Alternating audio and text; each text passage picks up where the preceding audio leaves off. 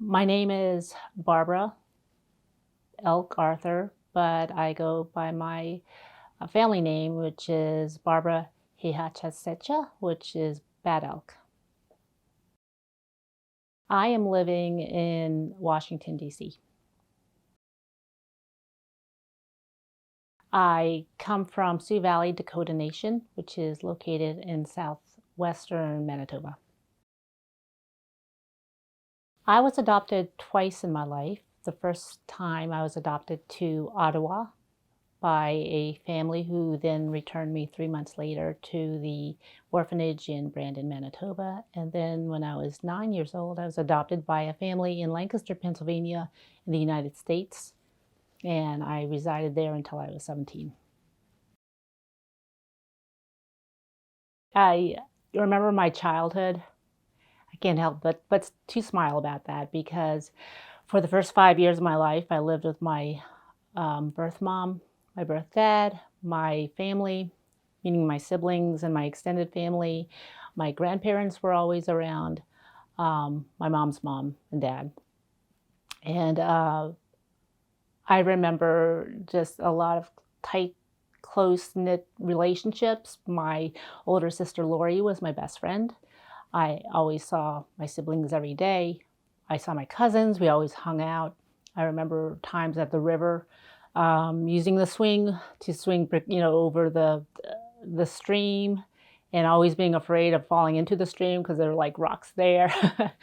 I remember the dances, the powwow, the old style powwow. No glittery beads or anything like that, just a blanket and under a tent with a drum. And the whole community would be crammed under there and we'd dance. My mom would put the blanket over me and push me out there. And I remember just dancing the way she taught me to dance and looking up at the adults around me and feeling pride at it. Even as a young kid, I knew I was a part of something special. When I was taken, it was 1975. I was 5 years old, and that morning, it was a sunny day. My mom had left my dad, and she took all of us kids, and it was right only up the road, so we always saw our dad anyway.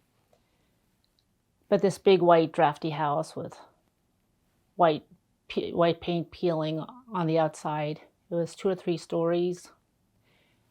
And that morning she walked up the road, waved to us. She was going on her way up to her relatives just for a couple hours. She'd be back. And I was such a mama's girl. I always clung to her. That's one thing that my relatives later on always told me, that I always clung to her.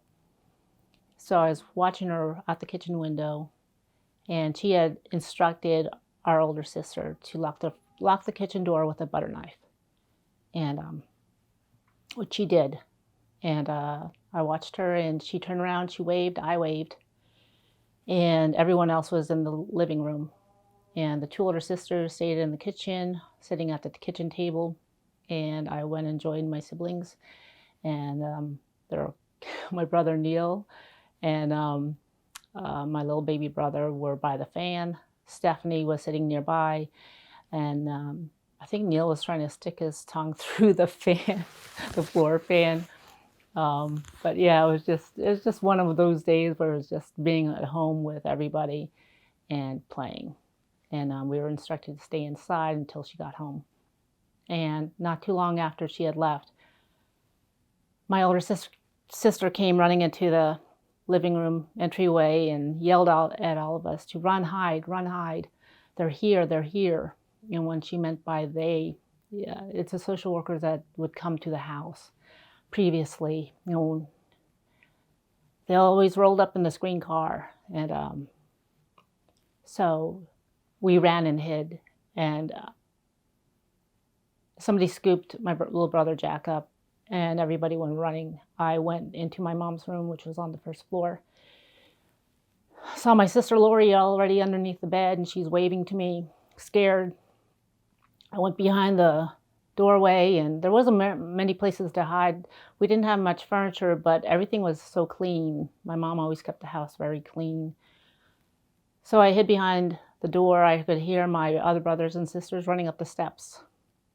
Everyone's yelling, and there's lots of commotion with lots of shh, shh. And then I heard the banging of the kitchen door.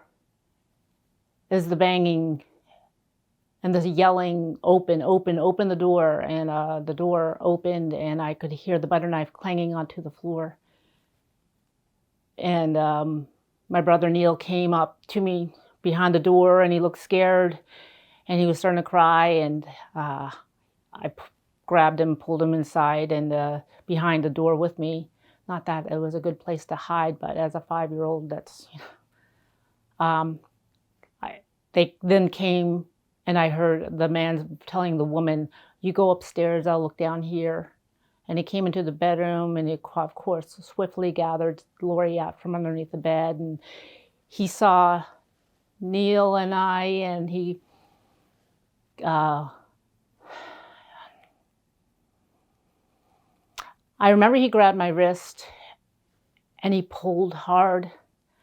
And he told Neil to stay there.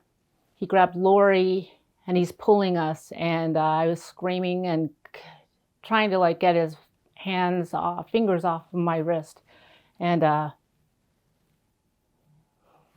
so yeah, that's the day that they took us out of the house, and there was a lot of crying and a lot of screaming, and they threw us in the back of this big green car, and we drove away, all of us in the back of this car. That day we were driven around. We were being dropped off at different places, and I didn't know that I would be seeing my siblings for the last time, but we were being dropped off. And Lori hung on to me, and I hung on to her in the back seat. And nighttime had fallen, and we pulled up to this house, and the guy turned around, and he goes, who was driving, and he goes, "Okay, which one of you is going to get out here?" And the woman got out of the car and took my hand, and I started screaming, and I hung on to Lori. She hung on to me. We both started screaming, crying, holding on to each other. And the guy went up to the house, and he arranged with a foster lady to take both of us. So the both of us got out, and I remember seeing Stephanie, my younger sister, sitting there, and I remember seeing in the back seat of the car, and I remember my little brother, Jack, being held on the lap of Jackie, who was holding him.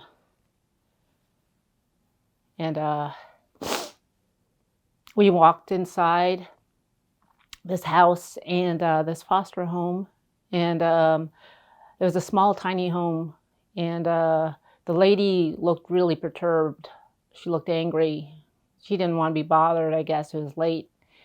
And then she said, "Yeah, they can sleep downstairs with the rest of them."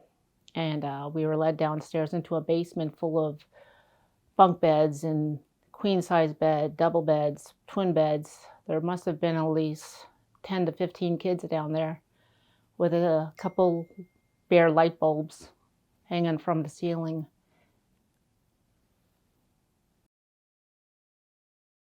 There must have been at least 10 to 15 kids in that room. They're older. They're all older. My first adopted home, well, after the foster home, I ended up going to, Lori disappeared at some point before me from the foster home. But she ended up going into a foster home later on, I heard. I stayed there at the first foster home. Then I was taken to the orphanage in Brandon, the children's home, Maples. And I stayed there until I was 7, and then I was adopted to Ottawa by a family, a Caucasian family with a son. I could tell right away the son hated me. They ended up returning me for 3 months later. But it was kind of funny though, because the only thing I went back to the Maples with was curly hair, short curly hair. I looked like a poodle. I felt like a poodle. And then I stayed there until I was 9. And it was actually a really good place at that point, especially with everything I had experienced. The Maples was a good place because it was full of other First Nations children, and we all got along pretty much. And then at the age of 9, I was told again by the social worker that I was getting adopted again, but by another white family. And I had requested, after the first time, I had requested that I be adopted by an Indian family because I wanted to stay in the community. I wanted to be with other Indigenous people. And so when they told me that it was a white family that was going to adopt me and I was going to go to the States, I knew where the States kind of was, and I knew it was a faraway place, and I was not happy. And a lady who was in charge of the Maples told me that I was lucky because someone at my age wouldn't have gotten adopted, and so it was a good thing. So I met them, and they came up to the Maples in Brandon. I met them. They seemed nice, and I remember the first night we stayed in a hotel together, and I was happy. I guess I was happy. I remember bouncing on the bed, jumping up and down on the bed, and they seemed really nice. And then they left, and I was told that I was going to join them a month later. I was going to be flown down there, and I ended up flying down there May 10th, 1979. I had no connection after leaving on May 10th, 1979 with any Indigenous person. I didn't see another Indigenous person. I was told I was Indigenous. And because of that, everyone else around me in Lancaster knew I was Indigenous, so I was supposedly a really good runner. I didn't know that. And I was supposed to be really good at sports, so I got picked for every sports thing. But no one, I didn't have any friends, so I didn't mind being picked for sports, at least. It was very difficult. I started the end of 3rd grade, 1979, and I felt alone. I felt lonely. I tried to be friends with people. I just could never connect with anyone. And I found I would play a lot just by myself. Middle school was tough. I became friends with one person.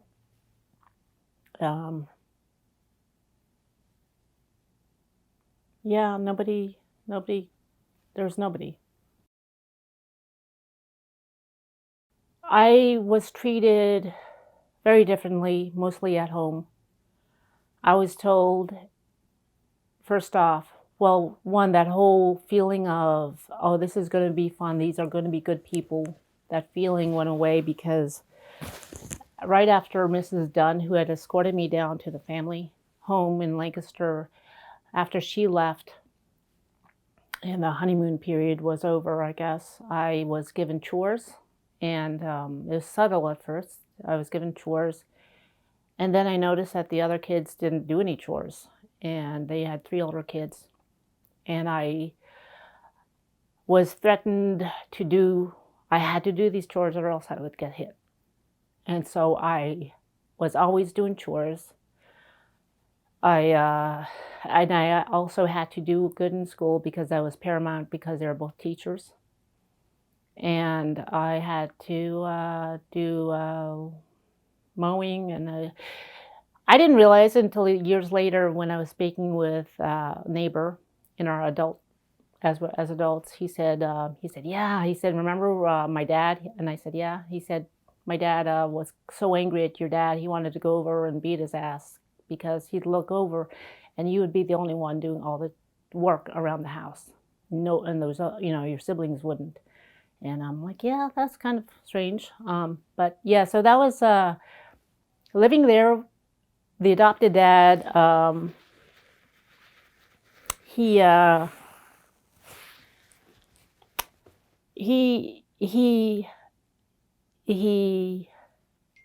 was extremely abusive.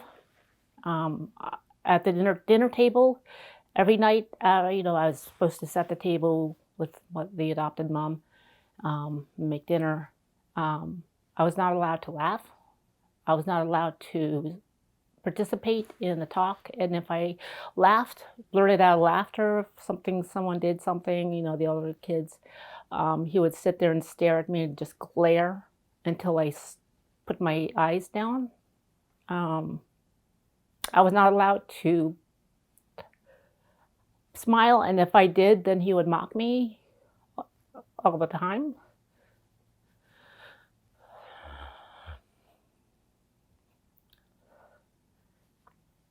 And I started losing my hair in 9th grade because of the stress of living in that house. And then when my older sister got pregnant, I took care of her child, and she left the house to go do other stuff. But I had to take care of the child, my niece, my adopted niece. So I got up in the middle of the night with her, and I knew it was unfair. I knew my life was totally unfair by high school. I knew I hated my life. I hated who I was. But I wanted so much for them to accept me and love me that I did whatever I could to try and make them like me. And so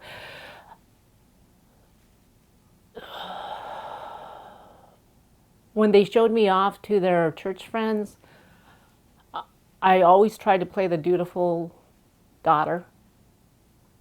And I even though they would make, of course, those constant remarks of, yeah, we got her from a reservation. Her parents, are nothing but drunks. Her entire family, they're just drunks.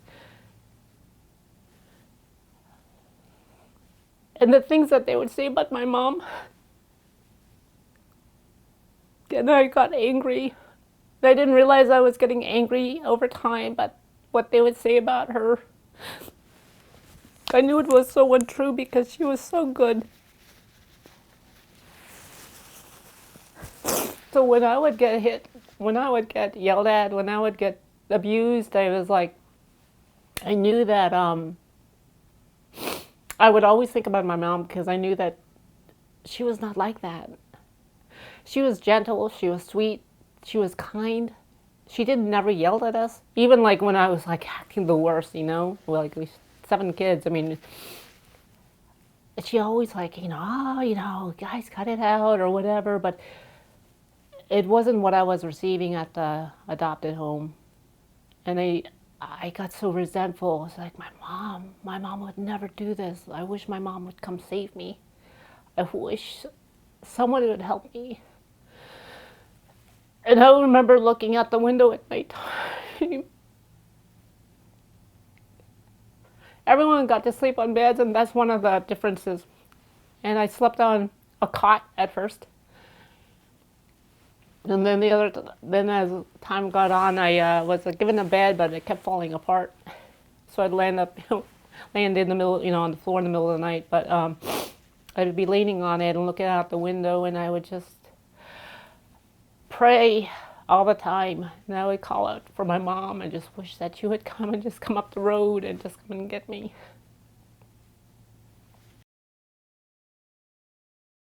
My adoption was definitely not successful. I feel like I tried really hard. And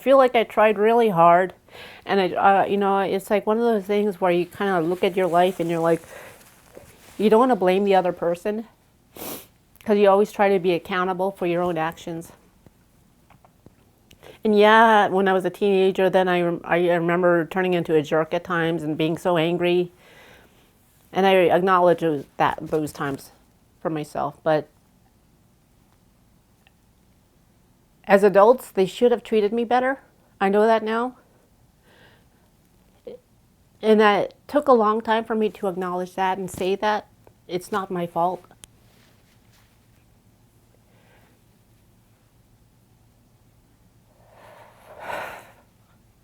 I've had years of therapy ever since I was put into a psychiatric hospital when I was 16. I just lost it. I couldn't do it anymore. I lost it. I was found on the street in Lancaster, just walking. Didn't know who I was.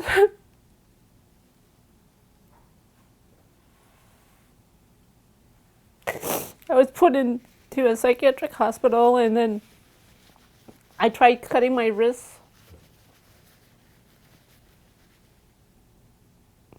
I just wanted to die. I felt all alone, so alone. I wanted my mom, I wanted my family. I didn't know why I was alive. Before I started this interview, I thought, I'm not going to cry. I've cried so much in my life. I'm not going to cry during this.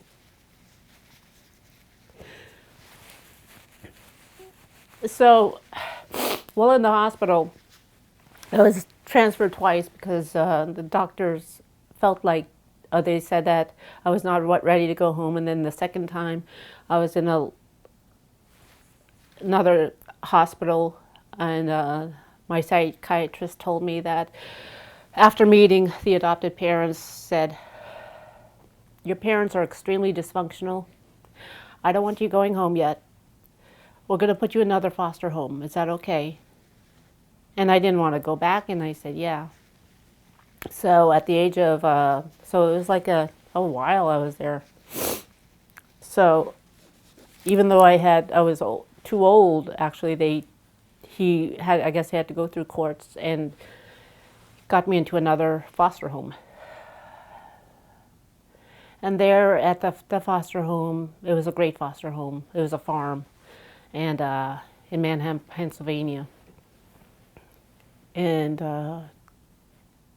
I didn't have to see them, which was great, because they only visited me twice there, and that was only because the doctor had said, you need to come in and we have to have these meetings. But this is who they are. This is who they are.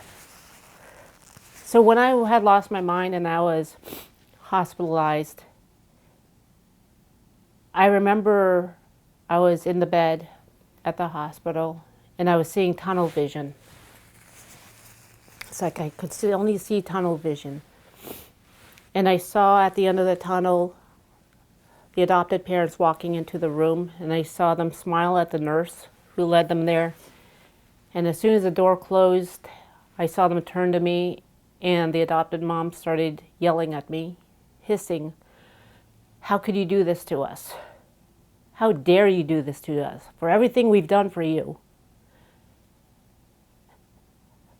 And I just remember just shrinking back. I felt like I was like curling up into a ball.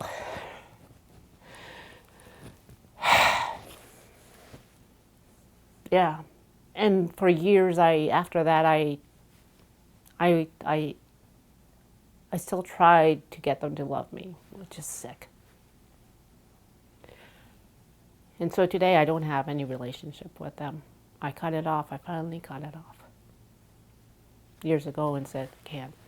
But of course they got mad at me, and then legally, I'm disowned from what I'm told, so yeah. I mean, I've endured sexual abuse at the foster home by the older kids. Actually rapes.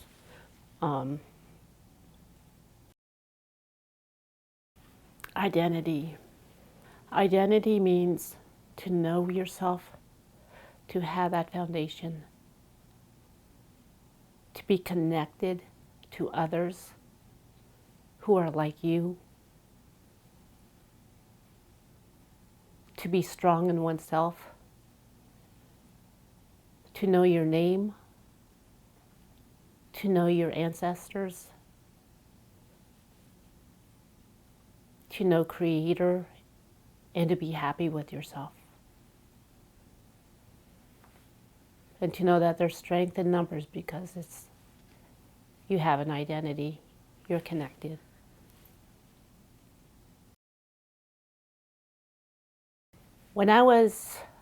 After I left the adopted parents' house, I did end up going back to their house after the foster home.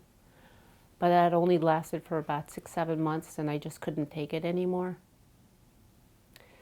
And I ended up moving in with an adopted extended family who were sympathetic and they understood. And they had shared with me at that time, and it kind of helped me to kind of understand me and where I was and how bad it was. Because you can lie to yourself a lot, right, during times of abuse. Kind of opened my eyes. My adopted granddad had apparently gone to confronted his daughter, who is my adopted mom, and my adopted dad. And as they were complaining, apparently years before when I was in the hospital, complaining about me and how bad I was and how they wished they had never adopted me, my adopted granddad, who I was close to, like considerably close, not, but he was kind to me. He yelled at them and just said, you used her as a servant. And that confirmed, for me at least, the truth of what I kind of knew. So from that, I think I was able to use those moments of confirmation of my abuse and how bad it was, to propel myself to help me find or reconnect with my family. Because I always knew, because I was taken at the age of 5, I always knew where I came from. And I totally believe it's because of my mom, and knowing that my mom loved me, that I was able to, even in those years of loneliness, I knew that she was out there, and that was an anchor for me. So as soon as I could, when I was 19, my adopted aunt asked me, did you want to try and connect with your mom? And I was like, yeah, I actually know where she is. I mean, she's back at Sioux Valley. I'm sure somebody at Sioux Valley would know. So I got the phone number, and back then, you had to, pick up the phone and dial. And I called up Sioux Valley in the middle of the day, 2 hours behind.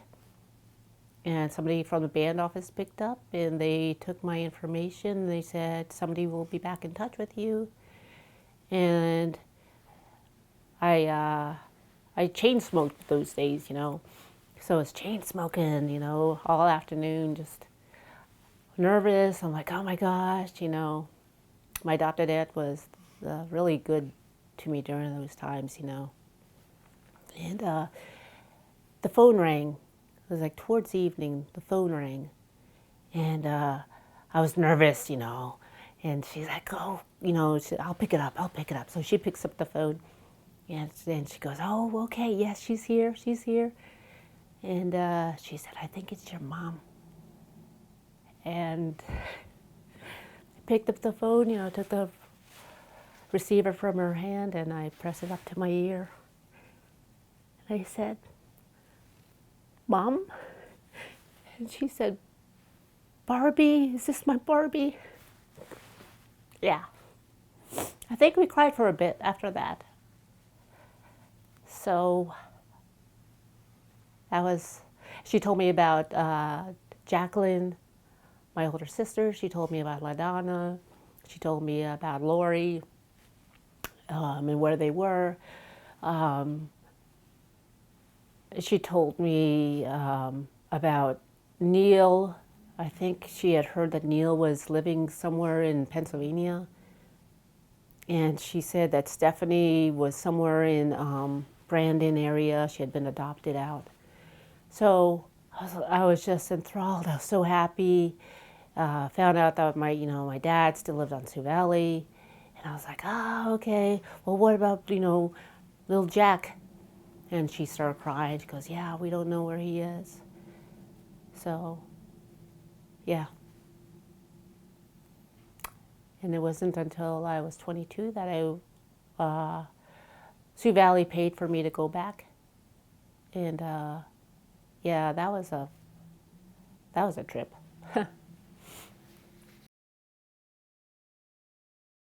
2 years.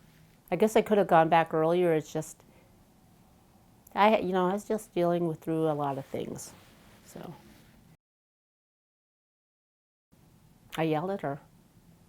I didn't think I was going to yell at her. It's so bizarre that I yelled at her, because for as much as I pined for her, wanted her, I was also angry, and I didn't realize I was angry until I met her, and she wouldn't look at me. It was at her kitchen table, and she wouldn't look at me. She was sitting sideways. And I took that as an affront. I took that personally, and I yelled at her. And my sister Stephanie was beside me, and I had met her too for the first time during that trip.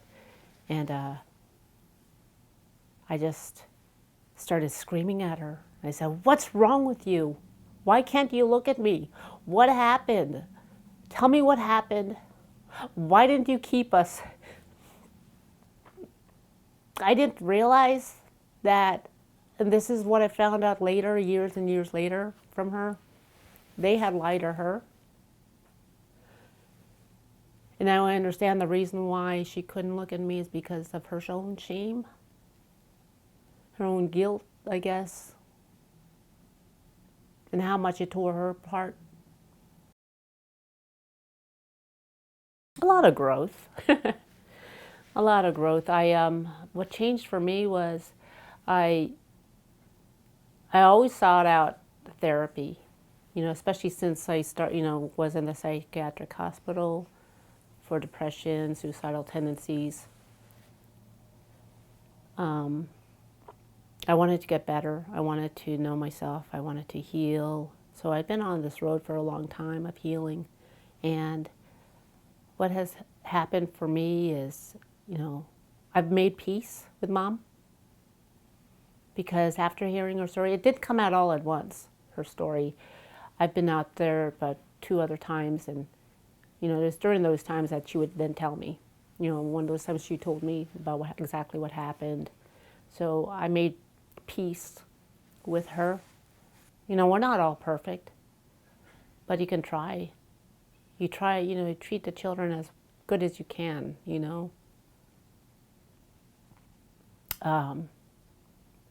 I have children myself. They're older, and I always try to make sure that I show them as much love, but then also their upbringing was also hinged on the fact that I had a lot of fears, so I protected them, maybe overly protected them at times, putting them in bubbles. Like, for instance, I was sexually abused on a bus by a bus driver, so I never let them take the bus to school. I never let them be around certain kids, things like that, And I feel like if I grew up in that community, if I wasn't taken away, I feel like I would have been able to form relationships better. I would have been able to make more friends because I'd have my siblings, because you learn how to make friends with siblings, right? And having that trauma, being torn away, and all that, I really feel like it screwed up my life. But meeting other 60 Scoop people, I don't feel so alone anymore. For years, I talked about, I'm a speaker about being Indigenous and what happened to me. And it wasn't until 2012 that I found out from a radio guy that I was doing an interview with about the term 60 scoop. And he goes, oh, he said, you're one of those 60 scoop people. And I'm like, what are you talking about? You know, I didn't know what he was talking about, but yeah, you know, for all of us, I find that it's been a learning experience. You know, we all find out like along the way that, you know, we're this label, you know, we're this from this genocide, we're from this period. And yeah, it's genocide, it's trafficking. And it strengthened me. And I was, to be truthful, I was so terrified of meeting other 60 Scoop people for the longest time. Colleen would, you know, ask me, you want, you know, I'm having this gathering of 60 Scoop people, why don't you come? And I'm like, I don't know, you know. And Colleen was safe too, because she was, you know, over Facebook. I didn't really have to, like, you know, see her person to person, you know, face to face. But, you know, so the thought of like seeing other 60 Scoop people face to face, I'm like, oh my gosh, you know, just how terrifying is that, you know, because their stories I knew were going to be as powerful, and it's going to be like triggering, and I don't know if I can handle that. But now that after I've met them, which is why I'm wearing this, because I'm proud, I don't feel alone anymore, which is like the most amazing freedom. And it's comforting, and it's love, self-love. And I look at these other 60 Scoop people as my siblings. I look at them as my brothers and sisters, because we all shared something. I can't say it's special, but we shared in this, and we survived. But I'm always thinking about the ones who didn't survive, which is why I don't mind doing this video here, because I feel like we all speak for those who didn't survive, just so other people understand and know we have a voice, and we're going to use it so this never ever happens to our people again. Because as Indigenous people, we are strong, we're resilient, we're still here, we'll continue to be here, and our voices will get louder and louder and louder until you can't ignore us and you can leave us alone. My process of healing is this. Aside from the regular Western therapy, I've always chased after my Indigenous spirituality. At the age of 19, I started pursuing sweats. I started, you know, as soon as I would hear like anything having to do with a powwow, I was there. And from there, I got to know people who knew medicine people, and I would, you know, find out where the sweats were. And I knew that my spirit called out for that. My spirit needed that. My spirit needed to reconnect. I needed that so much. I was raised up in the church way with the adopted family. That's good for some people, I guess, right? But for me, I need my ancestors whispering in my ear, and I feel like I can get that through sweat and through ceremony. I know that my ancestors walk with me, so that's my healing. And every time I'm with and near other Indigenous people, I feel their connection, even if we don't talk. Yeah, so I know I've made mistakes. Again, I'm only human. But I'm Indigenous, first and foremost. My spirit is that. And I feel like I'm strong and resilient because I keep that in my mind, and I always answer every day with a hello, Creator. And I pray. I pray a lot. Healing has already begun. It's been ongoing. I think what I'm looking forward to is doing more ceremony. I want to do. I feel like I'm a little kid in an indigenous spiritual shop. Like, ooh, I can't wait to try this and this. You know, like Sundance. I can't wait to try to do Sundance. I want to do that. I want to even have the scars from Sundance because I'll wear them proudly. I want to learn all about other indigenous groups, tribes, bands, because we're all connected. I want to learn how to walk with respect for them. I want to learn how to communicate better with other people from other lands, other tribes. I want to get the best out of this world. Stay away from toxic people. The 60s Scoop was a genocidal act upon indigenous people to take away our spirit, to take away our life, to take away who we are, our strengths. And I feel like the reason why those acts, those programs come into being is because we are powerful. We are connected to the land, we are connected to each other, we are connected to spirit.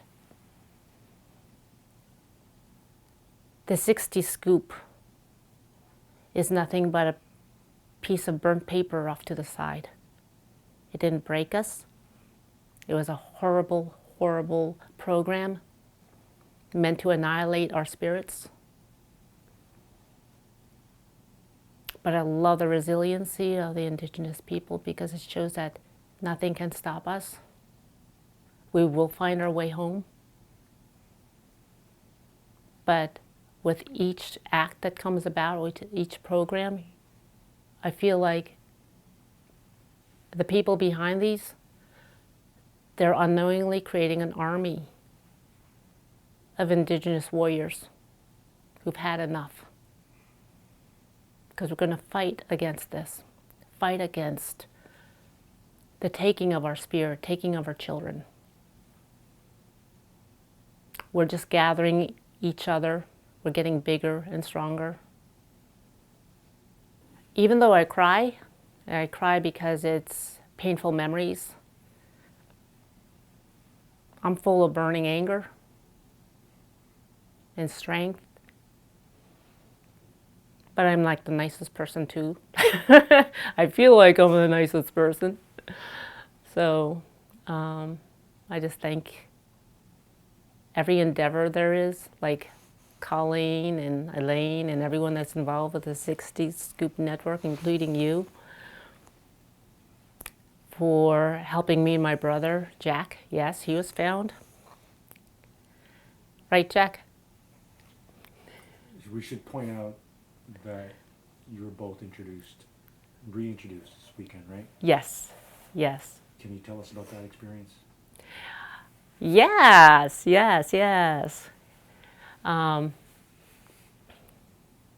Wish you could come in here.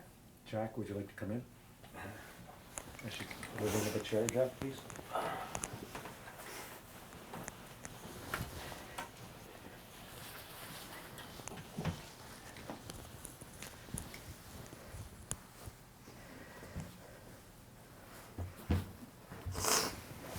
So this is Jack. Mm-hmm. Yes.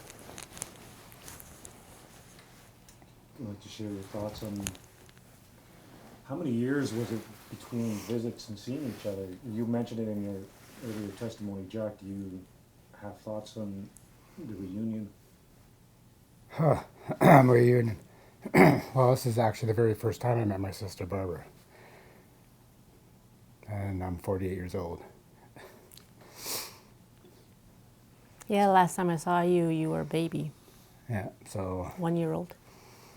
So all of our lives, we haven't seen each other. Yeah. Until this weekend. You stopped drooling, so that's a good thing. It's like they robbed you of so much Can you put that to words? Rob is not a word. Taken, dismantled, uncultured, unhumanized. Just some of the words that just comes to mind.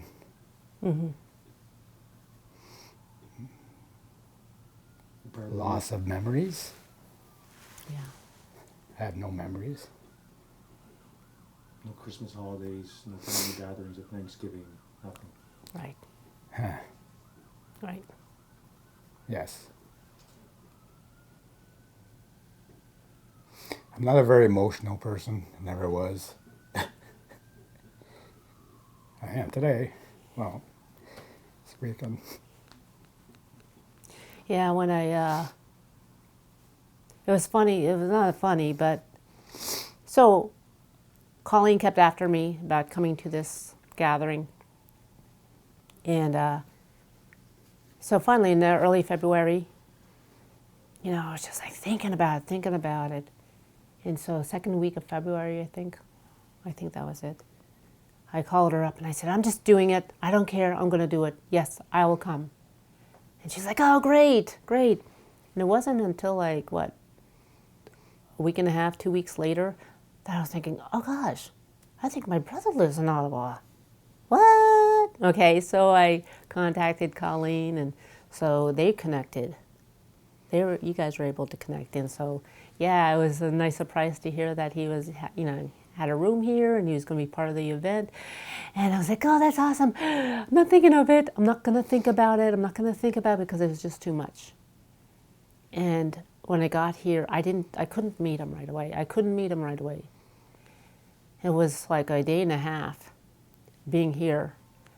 I was terrified. I was terrified of meeting him because it would be too much emotionally. Because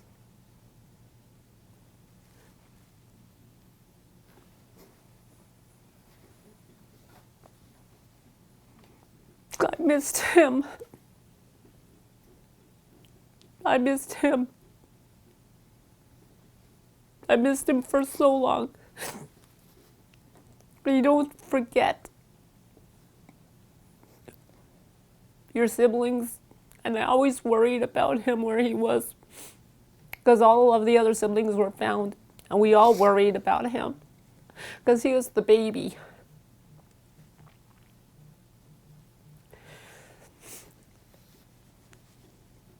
So when my heart was beating so fast when Saturday morning, and he said, oh, Jack's out in the lobby area. And I was so nervous. Right? It was really hard to focus on anything. And I was like joking with Colleen, walking out the door into the lobby area, joking, just like looking at her, focusing on her. And then like he was there. And it was just, the feeling is, there you are. At last, there you are. But oh my God, you're so big. You're so tall. Let me look at your hands. We joked, like you would seeing a baby for the first time. Do you have all your fingers? Do you have all your, toes? But that was the hard part because thank you. Because I kept mentally thinking of him as this small. Like really small, because that's what I remembered him. And here he is, fully grown, right? And that's what I missed, is seeing him grow up. Seeing him with all his successes, all his failures. Being able to share, like you said, family occasions. Oh, just life experience. Family life experience. we had family life experiences, but it's not the same. No. No. It's like a missing piece of a puzzle. Well, a little more freer, a lot more open-minded, a lot more brighter.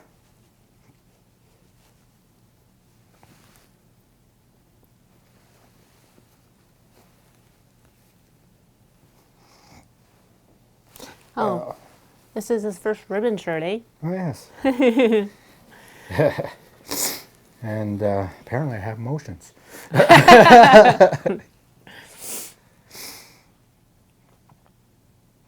But no, I just to say thank you. Thank you for everyone. To everyone. Yeah. My, just my own personal lottery. The biggest thing, though, is that knowing that none of this could have been done to reach this place of healing without the help of others, without the support of others. And that's, for me, I've always kind of walked that road by myself, and I always felt like I was by myself. And for me, it is a healing, especially after this whole week. It's like, God, we really do need each other. And it's like learning that, appreciating that. And I just hope that we can just continually get closer together as siblings, make up for the lost time. He has a different road than me, but, we're related. Oh yeah, that's the other thing. Everyone kept saying, oh, you guys look so much alike. I'm like, wait, what? He's just a baby. No. In your healing and looking for forgiveness, when it comes to the country of Canada and their policies, have you found forgiveness? Forgiveness, that's a big topic that everyone wants to touch on. Personally, for me, I surpassed that a long time ago. I'm not here to get forgiveness. I just need someone to explain and take accountability. I don't need someone to say sorry to me. How's that going to help us? How's that going to help me? How's that going to help others? How's that going to help the ones that are buried? It's not going to help anyone. Just accountability. Take what you need to do in your life to make it happen. Help us down our road that we need to do. And we'll make our own channel. We'll make our own way. We will let us be us. And you just stop telling us who we should be. Just, this is us. And that's all you guys need to know. So forgiveness? No. Just let us be us. Hear, hear. Definitely no forgiveness.